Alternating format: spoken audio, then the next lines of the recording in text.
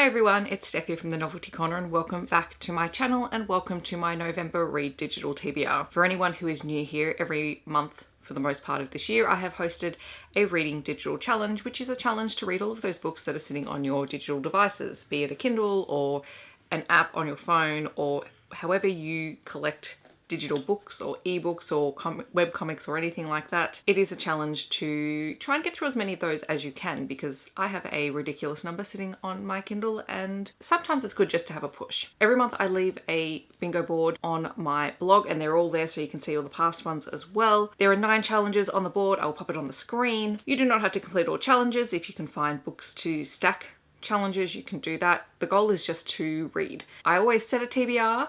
I do not always meet it, and there is always usually one book that I DNF and clear off my TBR as well, so I like it for that reason as well. I think that's enough with the rambling, so if you have any questions, feel free to leave them in the comments. I'm now going to go through the books that I have picked for my TBR, which are a combination of NetGalley arcs as well as books that I have somewhere on my Kindle. There is always a free choice option on the board, and that is where you can pick whatever it is that you feel like reading. For the moment, I have selected Kingdom of the Wicked by Kerri Maniscalco, which I do have as a NetGalley arc and I'm behind on reading. I really enjoyed Kerri Maniscalco's Stalking Jack the Ripper series, and I'm curious to see what she does now that that series is finished, which is why I have Kingdom of the Wicked. Beyond that, I don't actually know anything about the story. I still have not read a synopsis. For the challenge, a book that I am thankful for, I'm going to be reading Women and Leadership by Julia Gillard and Ngozi Okonjo-Iweala, who co-wrote this look at women in leadership positions, and it is meant to be really, really good. I did hear Julia Gillard speak about it at the Melbourne Writers Festival earlier in the year. I've since heard other people that I trust their judgment talking about it as well, and how it's a really thought-provoking conversation around how women are treated and perceived in leadership roles. For a book with 2 words in the title, I may potentially try 40 Love by Olivia Dade. This is the first of 2 Olivia Dade books that are on my TBR for this week, so we'll see which one I actually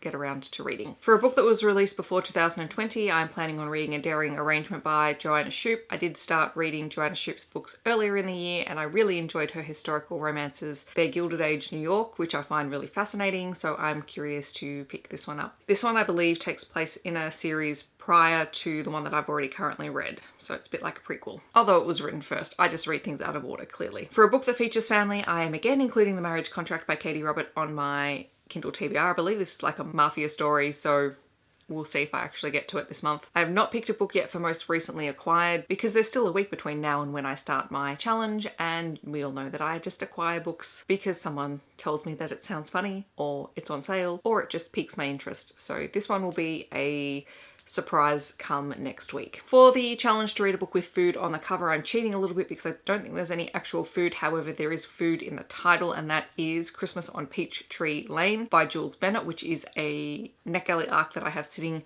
there waiting to be read because I went on a bit of a binge requesting Christmas romances. So I don't actually know the basic premise of the book, but I do know it is a Christmas themed romance story. So we shall see. For a book that has my favourite colour on the cover, I'm going to try and read Spoiler Alert by Olivia Dade, which I have heard good things about, so this is the second Olivia Dade book on my TBR. The UK/Australian cover is bright pink and I love that. And finally, for reading a book that is the shortest book on your TBR, I am pretty sure I have a stack of Matthew Riley short stories that I haven't read or I haven't read in years. I think I'm just going to pick one depending on what I feel like it. There's a few that are related to his tournament book and a few others that sort of fit into different places. Failing that, I have some Katie Robert shorts sitting on my Kindle as well. I think the November short is still there and I haven't read it yet. That is my November Read Digital TBR. I'm really looking forward to diving into some of these books. Even though there is a TBR, I do change it up a little bit so there's no hard and fast rules about having to stick to anything. In the comments below,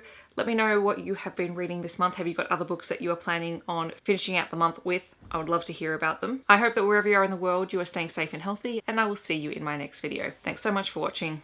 Bye everyone.